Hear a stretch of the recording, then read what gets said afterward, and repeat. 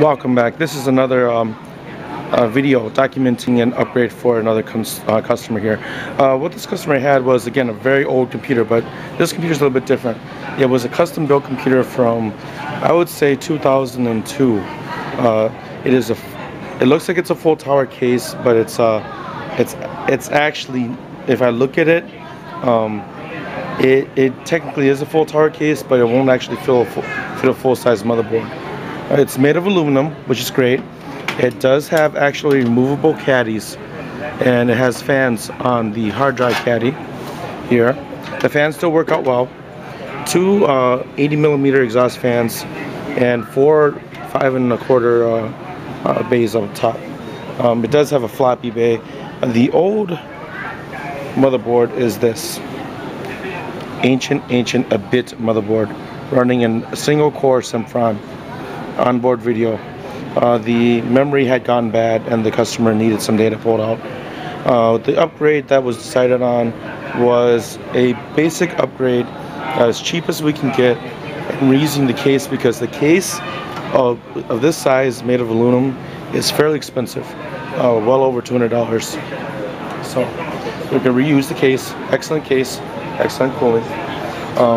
We have here a fresh copy of Windows 7, fully licensed, Windows 7 Home Premium 64-bit.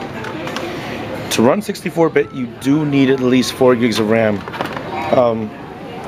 But he's on budget, so what I got him was 2 gigs of DDR3 1333 from G-Skill. G-Skill is a great company. The RAM works flawlessly and usually takes much less voltage than other companies. Lifetime warranty on the RAM. Went with a Western Digital 250GB hard drive, 8 MB cache, 3-year warranty from Western Digital. The main board will be a mid ATX BioStar motherboard, A770E3. This motherboard supports the Phenom II, so it's an AM3 motherboard. Supports DDR3, but only up to 1333, which works out great for us.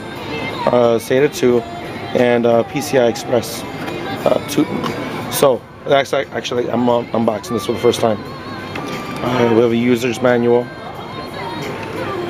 driver install disk, as you can see,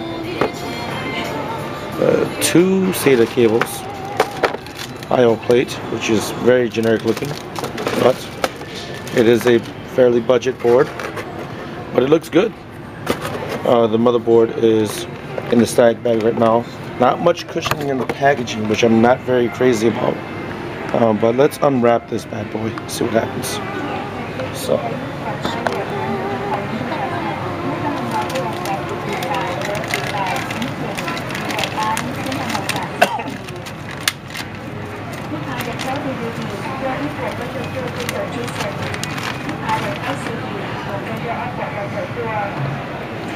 And here we go. Here is a shot of the motherboard. It looks really nice, actually. PCI Express 2.0. We have 3 PCI expansion ports. You have a JPrint port, which people still use. Front audio panel is further down on the board. A little bit unusual. Really nice layout. The SATA connectors are fairly far down so that a big PCI Express card doesn't mess around with it. And the CMOS jumper is actually above the PCI Express port. I have to admit, this is a very well designed board. A little bit more narrow than a regular boards. The 12-pin or the 24-pin power main board connector is on the back, so it's going to be a little bit of a different configuration. 1 IDE, which is fine because we're going to reuse the 2 IDE CD-ROMs that he has in there. It's going to support up to 16 gigs of DDR3. Let's see, the CPU, we have a 4-pin power for the CPU. There is no built-in video because it is a 770 chipset. So we have 4 USB in the back, Ethernet, and then you have your audio out, and 1 PCI Express. 2 of them actually, 2 mini PCI Express, which is rare for BioStar. BioStar for some reason just doesn't like PCI Express, mini PCI Express, but very nice laid out board. The reason why I got this board was because of DDR3 support. A good board for people who are not really gaming.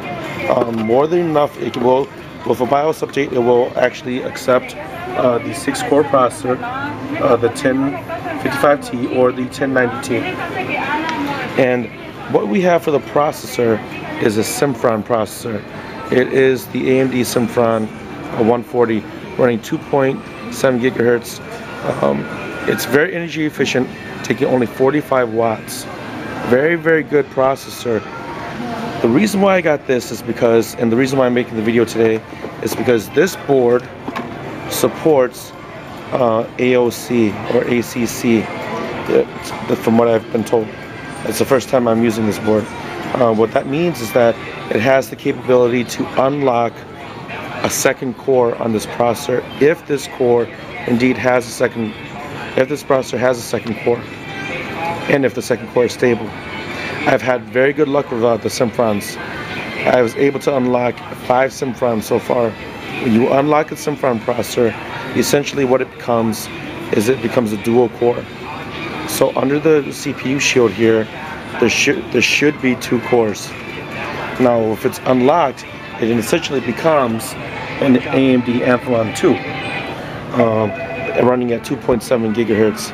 And I've actually had one that I was able to overclock to 3.7 gigahertz on this particular motherboard, the Gigabyte 790FX board. Again, but this is a, I'm sure that I was able to get that high clock speed because of I used a Phenom cooler, and it was running DDR3, and the board is just amazing from Gigabyte. Not to take away from this board, this is, so from what I look, it looks like it's awesome.